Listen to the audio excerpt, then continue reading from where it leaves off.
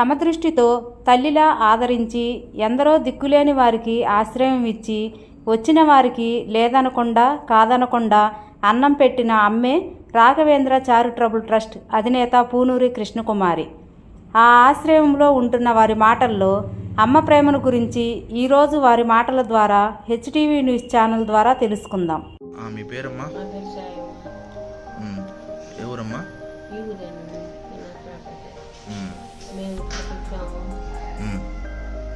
ఇంట్లో పిల్లలు చూడకుండా చేయకుండా ఉంటే వాళ్ళని పట్టుకొని ఇక్కడికి వచ్చాము. ఇక్కడికి వచ్చిన కాడి నుంచి మాకు కన్న తల్లి కన్నా ఎక్కువగా బాగా చూస్తుంది. మాకు ఇంట్లో కన్నా సౌకర్యం ఉంది.